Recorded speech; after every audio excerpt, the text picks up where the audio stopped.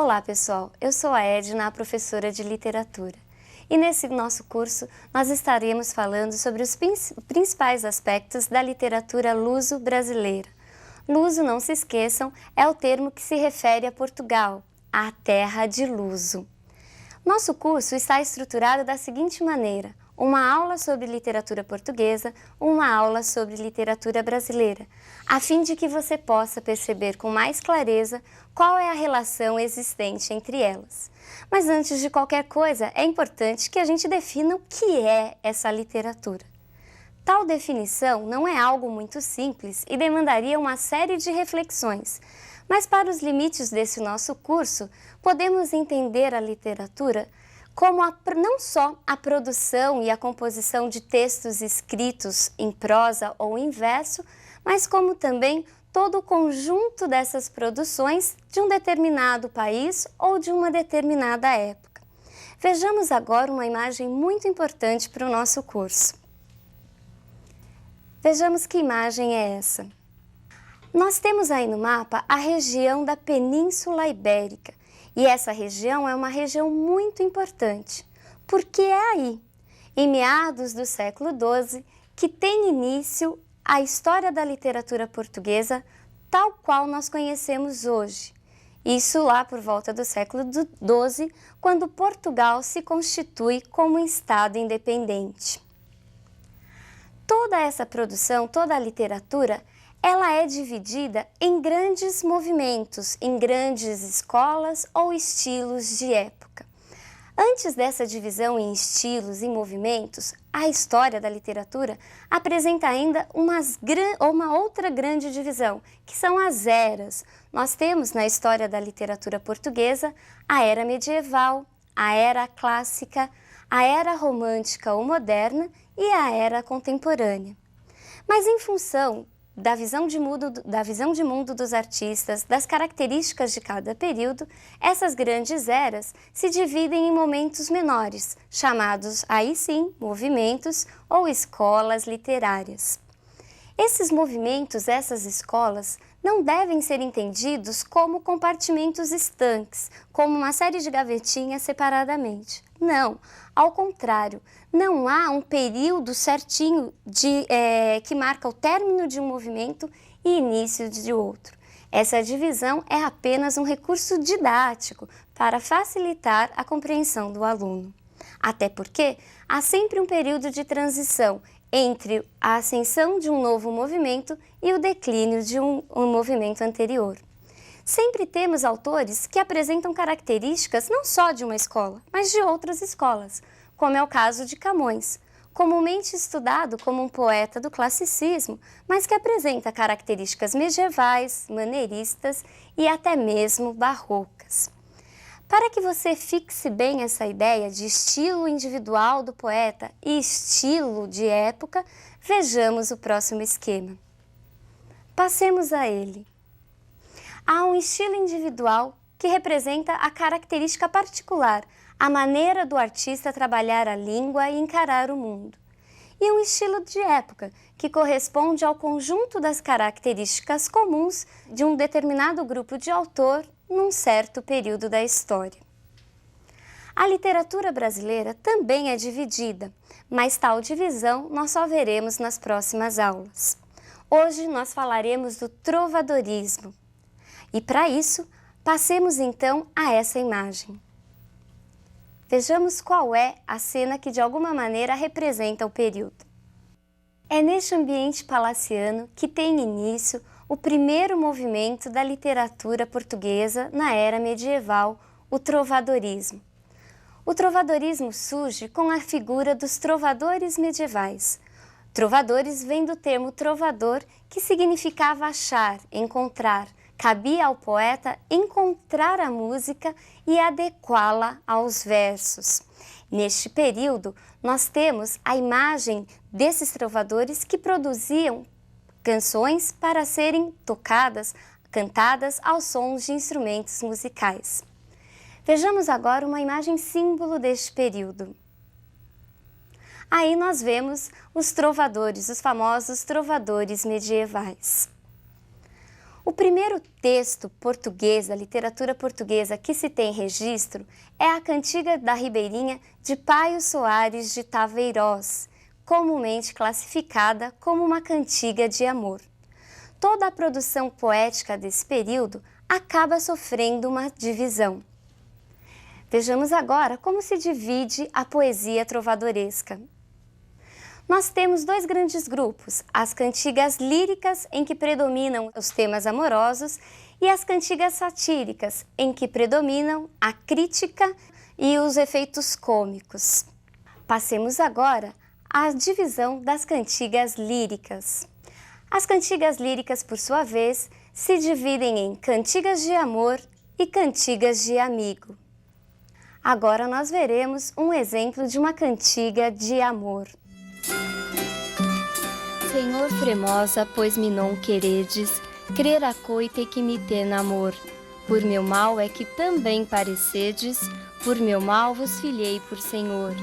E por meu mal tão mui bem ouí, dizer de vós por meu mal vos vi, pois meu mal é quanto bem vós havedes. O que nós temos aqui? Nós temos aqui um poeta que se dirige, um trovador, que se dirige à sua amada, que mostra-se indiferente ao seu sofrimento de amor, o que na época era conhecido como coita, como sofrimento amoroso. Nas cantigas de amor, nós temos um homem falando, cantando do seu sofrimento em relação a uma mulher que sempre estava num plano superior, era aquela mulher idealizada, inatingível. O ambiente dessas cantigas de amor era a corte, era o nobre que produzia essas canções para suas amadas ou para sua amada. Vejamos agora um outro exemplo de uma cantiga de amigo. Passemos a ela.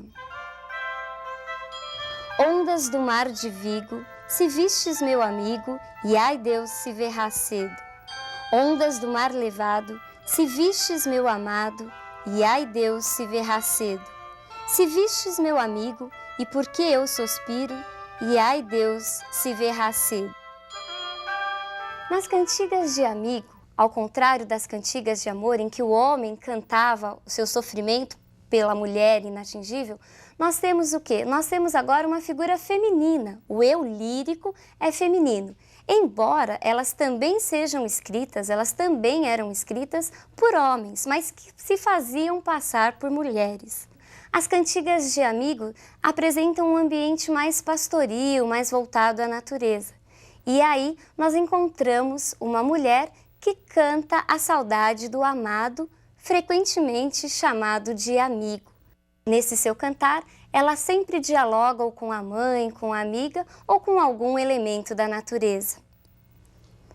As cantigas satíricas, por sua vez, também apresentam uma divisão. Vejamos qual é. Nós temos as cantigas de escárnio e as cantigas de maldizer. Vejamos agora um exemplo de uma cantiga de escárnio.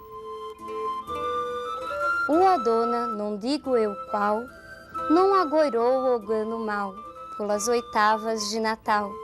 Ia por sa missa ou ir, e houve um corvo carnaçal, e não quis da casa sair. Nas cantigas de escárnio, nós encontramos uma sátira indireta. A pessoa criticada, a pessoa que é atacada, ela não é identificada. E isso se dá através da ambiguidade e das sutilezas, como nesse trecho que acabamos de ver, em que o poeta, em que o trovador, aliás, porque na época nós não podemos falar em poeta, e sim em trovador, o trovador, ele vai cantar aí a história de uma mulher que deixou de ir à missa para ficar em casa, e o motivo que a fez ficar é a companhia do amante. Já as cantigas de maldizer apresentam uma sátira direta. A gente pode até identificar quem é a pessoa criticada. Muitas vezes o trovador se utiliza até de termos, de palavras de baixo calão, os nossos atuais palavrões, inclusive obscenidades. Vejamos agora um exemplo de uma cantiga de maldizer. Ai, dona feia, foste vos queixar, porque vos nunca louvei meu trobar. Mas ora quero fazer um cantar, em que vos loarei todavia, e vedes como vos quero loar, dona Fea, velha e sandia. Perceberam como aqui a sátira é mais direta, o ataque é mais direto? O trovador chega, inclusive, a chamar a senhora, até então idolatrada, chega a chamar a senhora claramente de feia. Neste período, nós também temos as famosas novelas de cavalaria. Vejamos agora uma imagem que nos reporta a elas. Passemos para essa imagem. Reparem aí que nós temos os cavaleiros medievais, símbolos das novelas de cavalaria. Nas novelas de cavalaria, nós temos o quê? Nós temos narradas as grandes histórias e as grandes aventuras dos cavaleiros medievais, isso entre outros assuntos. Entre as mais conhecidas, nós temos a novela A Demanda do Santo Grau, que vai narrar a história dos cavaleiros da Távola Redonda, dos cavaleiros do rei Arthur, que partem em busca do cálice sagrado em que José de Arimateia recolheu o sangue de Jesus Cristo. Então, para nós finalizarmos a aula de hoje, não se esqueça, a literatura portuguesa, assim como a literatura brasileira, está dividida em grandes eras que, por sua vez, se dividem em períodos menores. E este nosso primeiro período é o trovadorismo, em que nós encontramos as cantigas de amor, as cantigas de amigo, isso no caso das cantigas líricas, e no caso das cantigas satíricas nós encontramos as cantigas de escárnio, aquela sátira mais indireta, mais sutil, e as cantigas de maldizer, em que o poeta realmente ataca uma pessoa.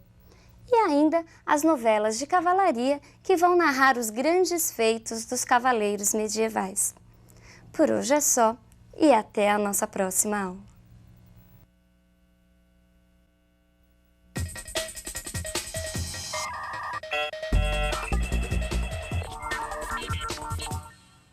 Olá, pessoal!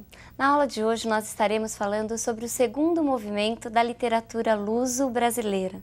Não se esqueçam que luso é o termo que se refere a Portugal.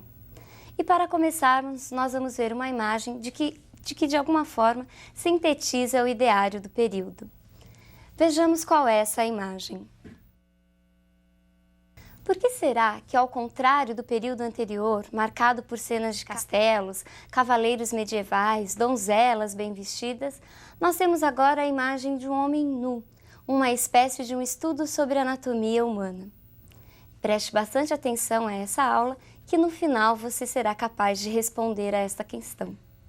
O humanismo, a segunda escola da era medieval, marca um período de transição da Idade Média para a Idade Clássica e tem como marcos iniciais a nomeação de Fernão Lopes como guarda-mor da Torre do Tombo, isso em 1418.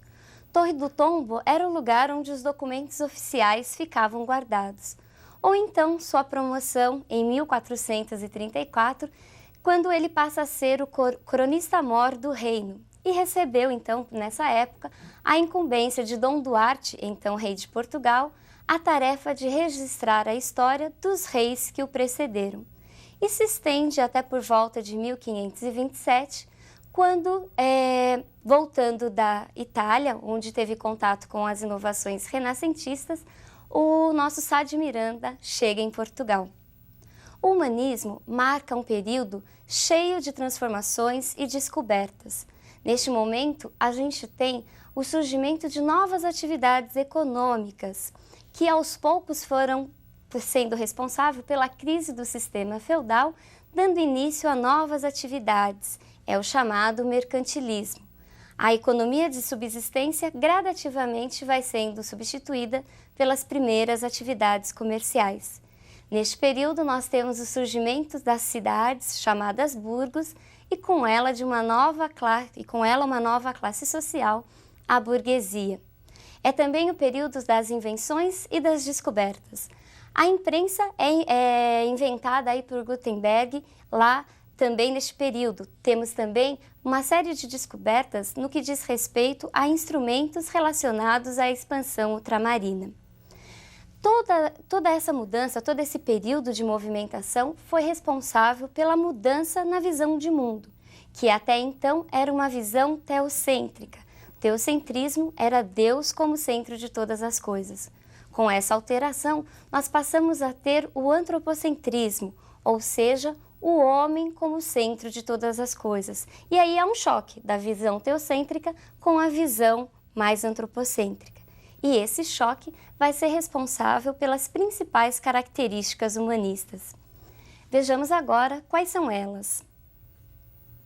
Retomada da cultura antiga. Os filósofos, os poetas greco-romanos, neste período são retomados, são imitados. Temos também o neoplatonismo, um novo platonismo. O que vem a ser isso?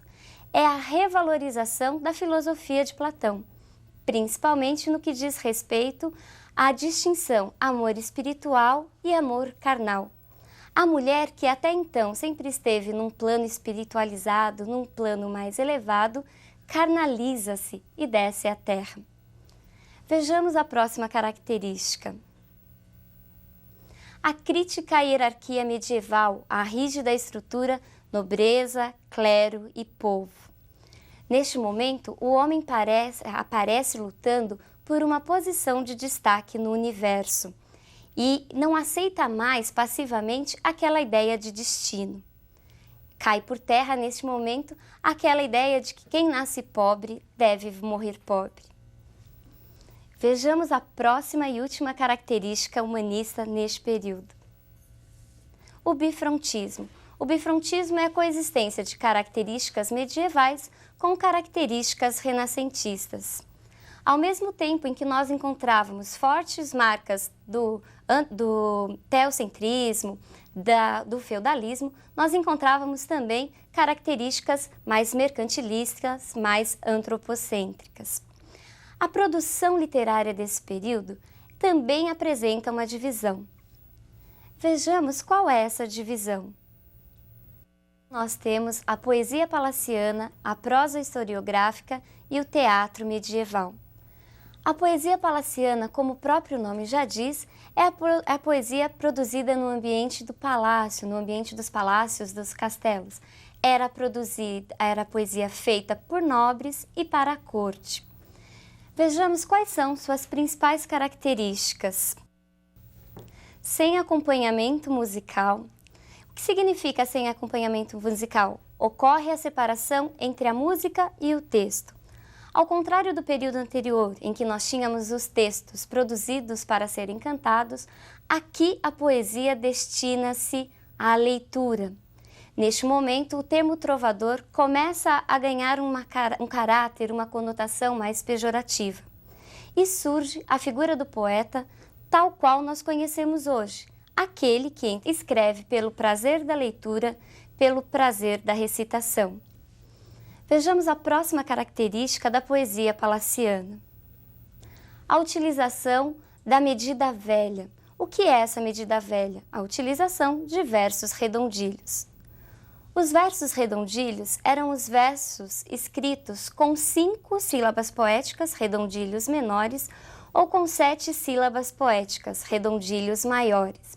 Nós veremos agora um trecho em que o poeta se utiliza de redondilhos menores para se referir aos olhos da amada. Vejamos então esses versos. E eles verdes são e têm por usança. Usança aqui no sentido de tem por hábito e tem por costume. Repare que os versos são compostos por 5 sílabas poéticas. Mas você deve estar me perguntando, Edna, esse último sai, não são 6? Atenção, na escansão métrica, a escansão é aquele processo em que nós contamos as sílabas poéticas, nós só consideramos até a última sílaba tônica do verso, até a última sílaba forte.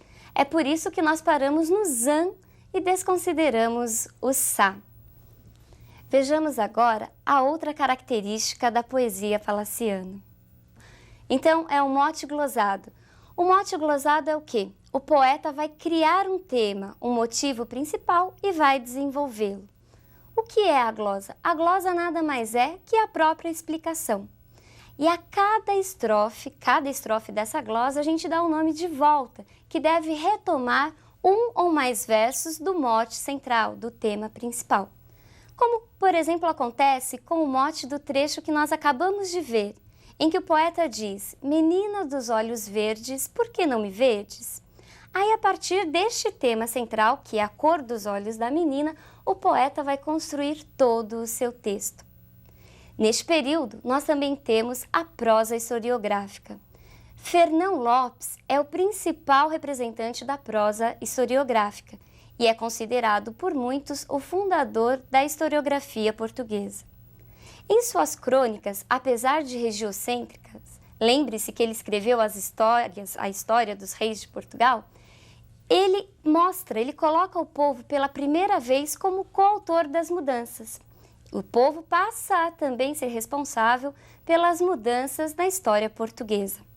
Entre suas principais características se destacam a imparcialidade, a criticidade, o poder de registro documental e o nacionalismo. São de sua autoria as crônicas de El-Rei Dom Fernando, El-Rei Dom Pedro e El-Rei Dom João I. E para fecharmos, nós temos o teatro medieval, ou também teatro popular, com a grande figura de Gil Vicente. Falar em teatro é falar em Gil Vicente. Antes da sua produção, praticamente não existiu teatro na Idade Média. As encenações que aconteciam apresentavam mais uma ligação com a igreja, com motivos religiosos, e eram encenadas dentro das próprias igrejas. Ou então eram encenações que aconteciam fora das igrejas e que por isso recebiam o nome de profanas e apresentavam um caráter mais popular. Gil Vicente é considerado o fundador do teatro português e a principal figura do humanismo. Vejamos os gêneros em que Gil Vicente mais se destacou. Nos autos e nas farsas. Os autos são encenações com caráter mais moralizante, mais religioso. É aquele puxãozinho de Gil Vicente na sociedade da época. As sátiras, por sua vez, apresentavam mais uma crítica das pessoas e dos costumes da época, principalmente através do efeito cômico, do exagero e da caricatura. O bifrontismo também é uma marca de Gil Vicente. Ora apresentava textos com características mais medievais, escritos em redondilhos, ora apresentavam características mais renascentistas. Mesmo escrevendo em redondilho, Gil Vicente inovou. Ele colocou em suas peças, em seus autos, uma grande variedade temática e linguística, além de ter suas peças povoadas por vários personagens. Sua obra é comumente dividida em 3 fases. Uma primeira fase, presa ainda aos valores medievais e de forte influência espanhola. Uma segunda fase, em que aparece a sátira dos costumes e a crítica aos tipos sociais. É dessa fase o Velho da Horta, que vai contar a história de um velho que se apaixona por uma moça que vai visitar a sua horta. E uma terceira fase de maturidade, de maior aprofundamento linguístico e temático. É dessa fase a famosa trilogia das barcas, com Alto da Barca do Céu, Alto da Barca do Purgatório e Alto da Barca do Inferno. É também dessa fase a famosa farsa de Inês Pereira, e que conta a história daquela jovem que deseja fazer um bom casamento. Vejamos agora aquela primeira imagem. Passemos a ela. Então agora você já é capaz de responder aquela nossa perguntinha inicial. Por que será que essa figura, de alguma maneira, sintetiza o ideário do período? Lembre-se que o humanismo é um movimento literário marcado pela visão antropocêntrica, ou seja, o homem como centro de todas as coisas, em oposição à visão teocêntrica medieval, em que nós tínhamos Deus como centro de todas as coisas. É por isso que nós temos aí a célebre frase do sofista Protágoras, em que ele afirma: o homem é a medida de todas as coisas. Então, Falarmos em humanismo é falarmos em antropocentrismo, é falarmos em Gil Vicente, em teatro popular, poesia medieval e prosa historiográfica. Não se esqueçam, porque essas características serão fundamentais para a nossa próxima aula. Por hoje é só e até lá!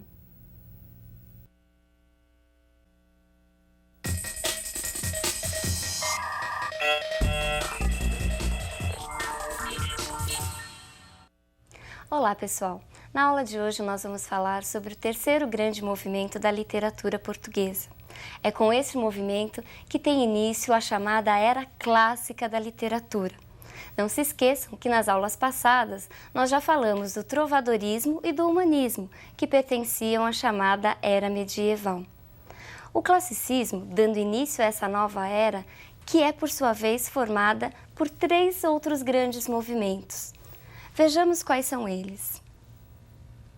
Classicismo, no século XVI, o Barroco, no século XVII, e o Arcadismo ou Neoclassicismo, um novo classicismo, no século XVIII. O classicismo tem como marco inicial o retorno de Sá de Miranda por volta de 1527 a Portugal, porque ele passou alguns anos lá na Itália entrando em contato com as inovações renascentistas.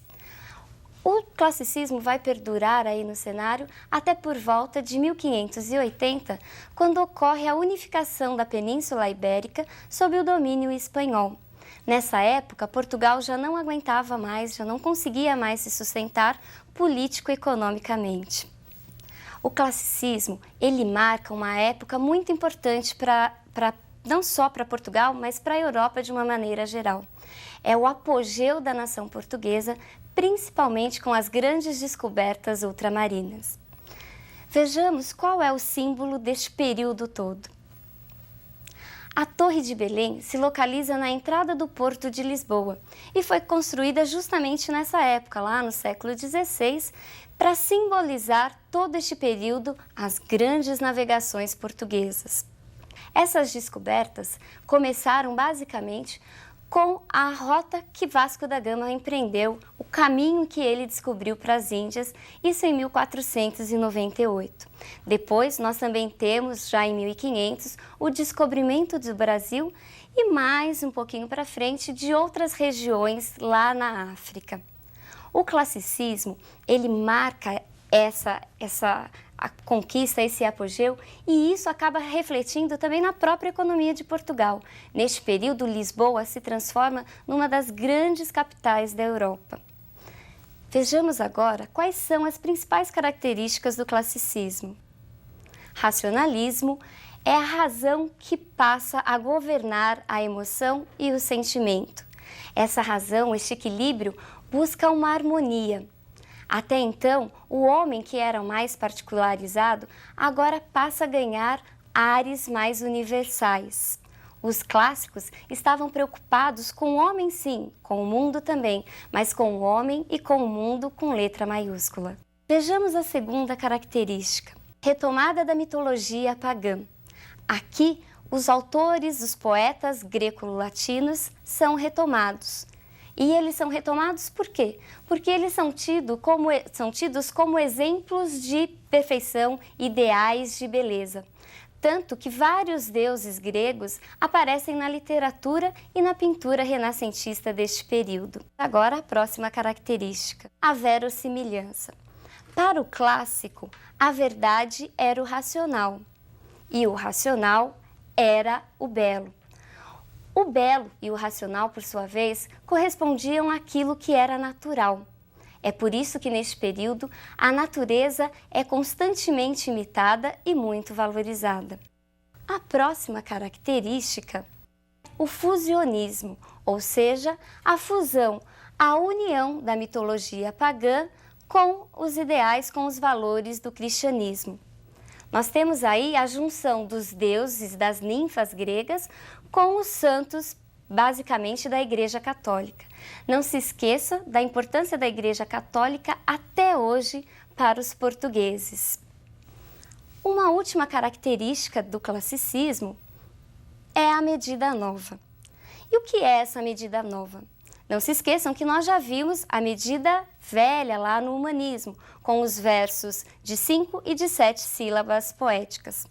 Já no classicismo, a medida nova não diz respeito só à utilização dos versos, ela também traz um elemento a mais. O que é essa medida nova clássica? É a utilização de versos decassílabos e de formas fixas. Os versos decassílabos, como o próprio nome já sugere, eram os versos compostos com 10 sílabas métricas, ao contrário daquelas de 5 e de 7 sílabas. A medida fixa, a forma fixa, por sua vez, também era o quê? Era a utilização de determinadas composições a partir de umas regras pré-estabelecidas. Entre essas formas destacam-se o soneto, que era uma composição fixa de 14 versos, assim distribuídos, 2 bloquinhos com 4 versos e 2 bloquinhos com 3 versos, os chamados quartetos e tercetos. Tínhamos também os tercetos, que eram composições com estrofes de 3 versos. Ainda tínhamos as oitavas, composições com 8 versos. Existiam também outras formas, mas que no momento não vêm ao caso. Falar em classicismo é falar de uma grande figura. Não há como falar em classicismo sem falar deste grande autor. Nós iremos ouvir agora um soneto muito conhecido. Amor é um fogo que arde sem se ver, é ferida que dói e não se sente, é um contentamento descontente, é dor que desatina sem doer, é um não querer mais que bem querer, é um andar solitário entre a gente, é nunca contentar-se de contente, é um cuidar que ganha em se perder, é querer estar preso por vontade, é servir a quem vence o vencedor, é ter com quem nos mata a lealdade, mas como causar pode seu favor nos corações humanos a amizade, se tão contrário a si é o mesmo amor?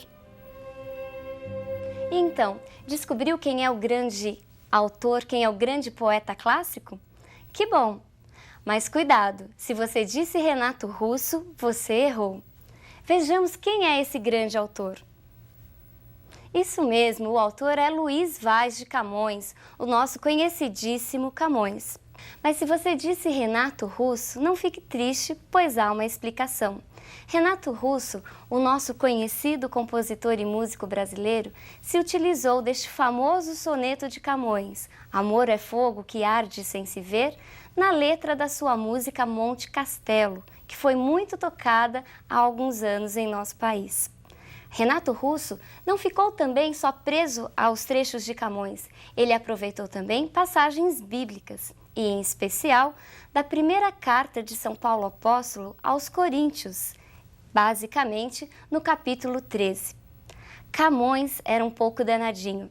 Ele teve uma vida muito atribulada, marcada por uma série de relacionamentos amorosos e por muitas aventuras.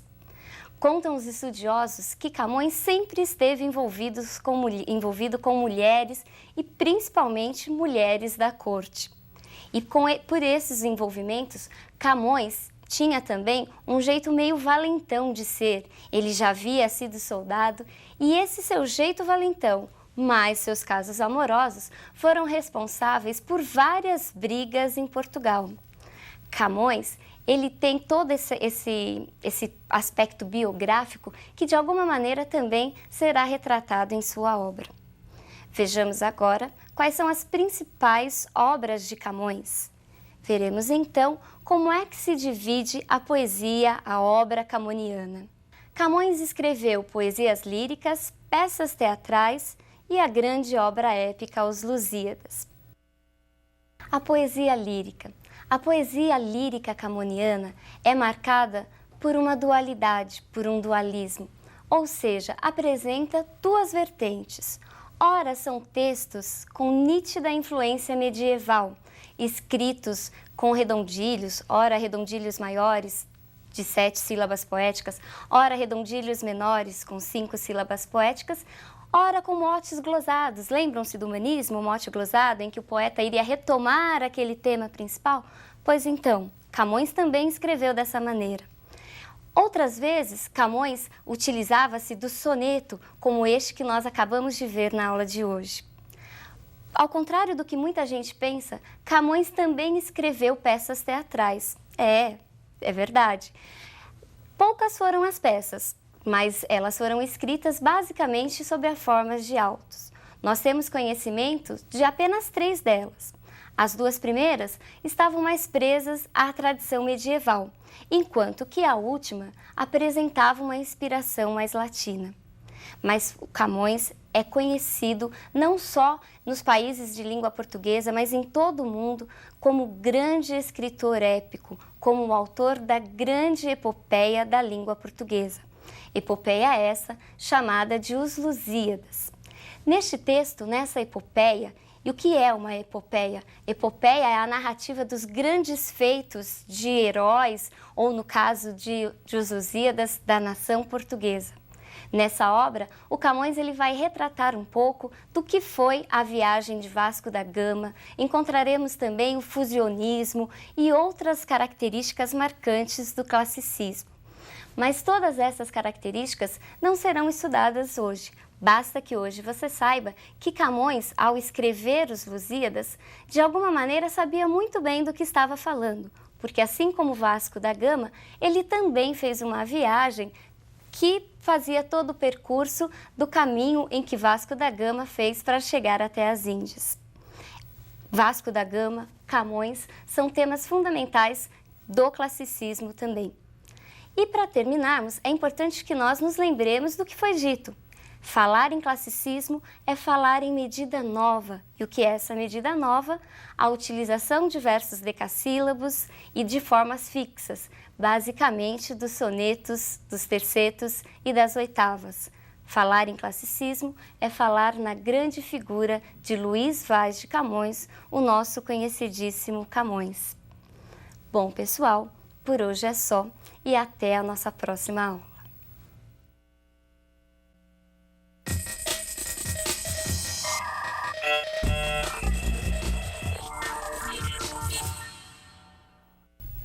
Olá! Na aula de hoje nós estaremos aprofundando algumas questões que nós já vimos na aula passada. O tema de hoje é a épica camoniana. Camões, como nós já vimos, teve uma vida muito atribulada e fez várias viagens. E numa dessas viagens, ele até chegou a refazer o caminho que Vasco da Gama fez lá na rota marítima do descobrimento do caminho até as Índias. Conta a história que numa dessas viagens, Camões, em companhia de sua amada Dinameme, sofreu um naufrágio. E que nesse naufrágio, Camões, lá com toda a confusão, ficou muito preocupado e ele teve que tomar uma decisão muito importante. Ele não sabia quem salvar. Ele não sabia se salvava a amada ou se salvava o manuscrito da sua grande obra, o manuscrito de Os Lusíadas, que ele também carregava consigo. Adivinhem qual foi a decisão de Camões? O manuscrito, ele realmente sobreviveu e deu origem à obra. Agora, a Dinameme, essa morreu afogada. Dizem as más línguas que essa foi a grande decisão da vida de Camões. Brincadeirinhas à parte, a obra Os Lusíadas foi publicada em 1572 e é considerada o maior poema épico de todos os tempos, o maior poema épico da literatura portuguesa. Não só pela sua extensão, mas também pelo seu imenso valor literário e histórico. E por que extensão? Muitos alunos até tremem de medo quando ouvem falar de Os Lusíadas. Por quê? Porque a obra é uma obra extensa. Ela apresenta mais de 8.000 versos dispostos em 10 cantos, que por sua vez são divididos em oitavas. Esses versos, esses mais de 8.000 versos, eles são versos decassílabos.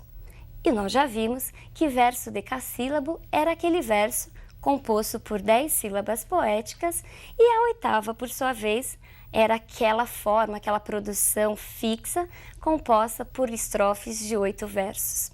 Mas o que é uma épica? O que é um poema, uma epopeia? A épica, a epopeia, é um grande poema narrativo.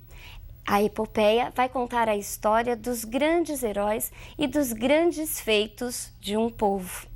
A linguagem da epopeia é uma linguagem formal, é uma linguagem rebuscada, que emprega sempre palavras, ou em sua grande parte, palavras e vocábulos difíceis de compreender. É por isso que muitos alunos também fogem da sua leitura. Mas é muito difícil, eu não vou entender nada.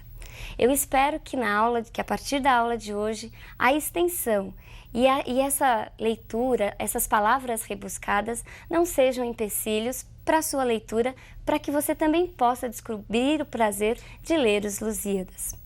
Assim como toda a epopeia da Antiguidade Clássica, os Lusíadas também se dividem. Vejamos qual é a divisão básica de uma epopeia. Nós temos a proposição, quando o poeta apresenta, faz uma síntese do assunto que vai ser tratado. A invocação, quando ele pede auxílio, quando ele pede inspiração aos deuses e às musas. A dedicatória, em que ele oferece a sua obra a uma pessoa muito importante na época. A narração, que é a história propriamente dita. E o epílogo, o final, é o desfecho, é o fechamento de toda aquela longa narração. Em Os Lusíadas nós encontramos todas essas partes, e essas partes muito bem trabalhadas. Vejamos agora a primeira capa, a capa da primeira edição de Os Lusíadas. Por que será que Camões chamou o seu livro de Os Lusíadas e não O Lusíada ou ainda A História de Vasco da Gama? A palavra Lusíadas significa lusitano e lusitano, por sua vez, significa luso, vem da palavra luso. E quem foi Luso? Segundo a história, Luso foi o primeiro português. Essa questão do herói, por que o nome Os Lusíadas, volta e meia aparece nos grandes vestibulares. Volta e meia o aluno é questionado: quem é a personagem central da obra Os Lusíadas? Muitos, numa leitura superficial, acabam errando, pois afirmam que o herói é o próprio Vasco da Gama. Mas, numa leitura mais atenta e partindo do próprio título, nós já percebemos que o herói de Os Lusíadas é um herói coletivo. O herói é todo o povo, toda a nação portuguesa. E isso é de fundamental importância. Vasco da Gama, com certeza, é uma personagem importante. Ele realmente é um digno representante de Portugal. Mas quem é o herói é o próprio povo português. E isso nós temos confirmado logo no início do texto. Lá nos primeiros versos da proposição, a gente tem essa resposta. Passemos então à primeira estrofe de Os Lusíadas. As armas e os barões assinalados, que da ocidental praia lusitana, por mares nunca dantes navegados, passaram ainda além da Taprobana, em perigos e guerras esforçados, mais do que prometia a força humana, e entre gente remota edificaram novo reino que tanto sublimaram. Nesses primeiros versos, Camões nos mostra o assunto, qual é o tema de Os Lusíadas. Ele fala das armas e dos barões assinalados. As armas, o exército, e os barões assinalados, quem são? Os grandes portugueses, as célebres personalidades da história da época. Taprobana era o nome de uma ilha localizada no Oceano Índico, mais tarde chamada de Ceilão, atual Sri Lanka. Ir além dessa ilha significa mostrar a superioridade náutica do povo português. Superioridade que realmente foi mostrada. Eles conseguiram chegar até as Índias. Os versos finais falam e comprovam que os portugueses realmente conseguiram edificar um novo reino em território oriental. A proposição também nos mostra outros aspectos, outras características fundamentais do classicismo. Veja se você é capaz de identificá-los nas próximas estrofes. E também as memórias gloriosas daqueles reis que foram dilatando a fé, o império e as terras viciosas, de África e de Ásia andaram devastando, e aqueles que por obras valorosas se vão da lei da morte libertando. Cantando espalharei por toda a parte se a tanto me ajudar o engenho e arte.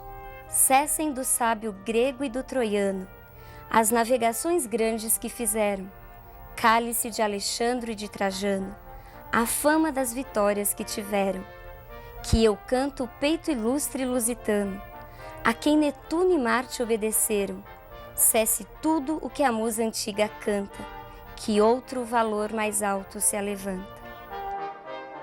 E então, conseguiu identificar quais são essas características do classicismo? Vamos conferir. Antropocentrismo, nacionalismo, fusionismo e linguagem rebuscada. O antropocentrismo, como nós já estamos vendo ao longo das outras aulas, é o quê? É o homem como centro de todas as coisas. Camões fala de um homem de carne e osso. Ele fala do português que consegue vencer os empecilhos, os problemas naturais e até as próprias imposições divinas. Vejamos a próxima característica. O nacionalismo. Ao longo de toda a obra, nós temos sempre Camões exaltando o povo português. São os reis, são os grandes feitos, são as grandes passagens. Até as musas são nacionalizadas por Camões. Ele cria musas, as quais invocará mais tarde. Ele fala das Tágides. Vejamos a próxima característica. Fusionismo. A palavra fusionismo vem de fusão e significa o quê? Camões consegue, ao longo de toda a obra, fundir toda aquela crença, toda a religiosidade católica cristã com as divindades pagãs. Ao mesmo tempo em que o homem português se lança ao mar, tentando difundir a fé católica, o cristianismo, Camões coloca personagens como Baco, Netuno, Marte, que ao longo de toda a obra aparecem meio que tentando interferir aí na viagem dos portugueses. Vejamos a próxima característica. A linguagem rebuscada. Essa linguagem rebuscada é marcada muitas vezes pelo uso do hipérbato, a figura de linguagem que consiste na inversão da ordem direta da frase. Muitas vezes, o sujeito aparece depois do predicado, o que torna a compreensão um pouco mais complexa. E na invocação, a quem o poeta invoca? Camões invoca as Tágides, as ninfas do rio Tejo, importante rio de Portugal. Vejamos o que acontece na dedicatória. A quem Camões dedica sua obra? A Dom Sebastião, o então rei de Portugal, que de alguma maneira sempre protegeu o nosso querido Camões. Agora nós iremos ver qual foi a rota que Vasco da Gama fez até chegar às Índias. As naus de Vasco da Gama partem de Lisboa, contornam toda a costa da África, passam pelo Cabo das Tormentas, onde a gente tem o episódio do gigante Adamastor. Hoje o Cabo das Tormentas é conhecido como Cabo da Boa Esperança. As naus param um pouco em Moçambique para depois continuar sua viagem por outros lugares da África. Em Melinde, a pausa é um pouco maior e Vasco da Gama narra os acontecimentos anteriores, acontecimentos esses não só da viagem, mas também da história de Portugal. Seguindo viagem, chegam até Calicut, já nas Índias. Na volta, como uma recompensa pelo seu grande feito, Vasco da Gama e toda a sua tripulação, eles são recebidos pela deusa Vênus e por suas ninfas, numa ilha paradisíaca onde ocorre o famoso episódio da Ilha dos Amores. No epílogo, ou seja, no final, nós temos uma mudança do tom vibrante que víamos até então. Neste momento, nos versos finais, Camões apresenta um tom mais pessimista, de descrédito. Ele não acredita que o Portugal consiga manter-se fiel aos valores nacionais. Ele parece prever o que aconteceria mais tarde, ou seja, a unificação da Península Ibérica. Entre os cantos mais pedidos em todos os exames vestibulares no Brasil, nós encontramos o episódio da Inês de Castro e o episódio do Velho do Restelo. Não deixe de lê-los. Eles são muito importantes e ajudarão na compreensão não só dos próprios episódios dos cantos, mas de toda a obra. Por hoje é só e até a próxima aula.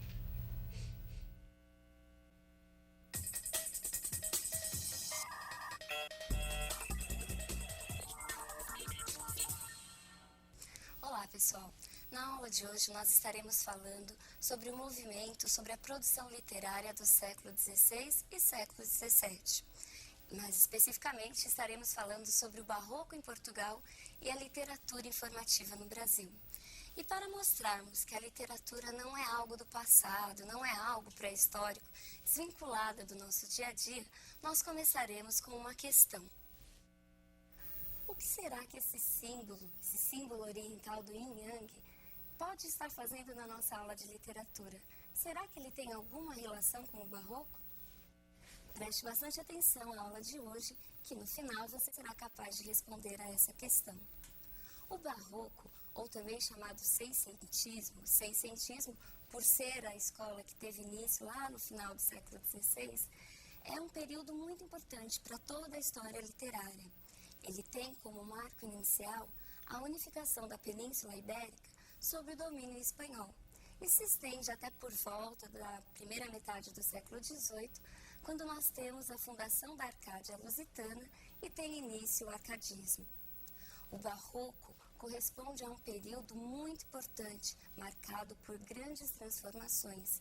É um período de turbulência econômica, política, social e principalmente religiosa. Fatos como a reforma protestante, a decadência das grandes navegações, a contra-reforma católica são decisivas para o momento. Esses fatos, de alguma maneira, também colaboram para a criação e a intensificação do mito sebastianista. Segundo este mito, Dom Sebastião, aquele que Camões dedicou os Lusíadas, segundo essa crença, ele não teria morrido na Batalha de Alcácer Quibir. Pelo contrário, ele estaria vivo, encoberto, e que, mais cedo ou mais tarde, voltaria para libertar Portugal do domínio espanhol. Mas o que significa a palavra barroco? A origem desse termo não tem assim um consenso entre os estudiosos, não apresenta um consenso. Mas a tese mais aceita é que barroco venha da palavra barróquia, que significa uma região na Índia grande produtora de uma pedra de formato irregular, de uma espessura também irregular, marcada por manchas escuras, que os portugueses na época chamavam de barroco. E por que barroco? Porque, segundo os clássicos, esse movimento era marcado pelo exagero, pelo mau gosto, uma arte irregular. Daí a associação com essa pedra. Vejamos agora quais são as principais características do barroco. Dualismo. No dualismo, nós temos o quê? Lembram-se do bifontismo? Pois é exatamente essa intensificação. No mesmo período, nós temos as características medievais se confrontando com as características renascentistas. O barroco é a arte do exagero, é a arte do contraste. Nós temos aí a luta, a oposição entre grandes forças do universo. Fé, razão, claro, escuro, Deus, inferno, vida, morte. Tudo isso faz parte desse movimento que em si é muito contraditório. Mas o homem barroco não queria apenas falar dessa contradição. Ele também queria, de alguma maneira, unir essas forças. É por isso que nos textos desse período nós encontramos várias figuras de linguagem que buscam essa intensificação. Passemos agora à próxima característica. A fugacidade. O homem barroco tem consciência da transitoriedade da vida. Ele sabe que o homem muda, a situação muda e que o mundo, de uma maneira geral, muda. É a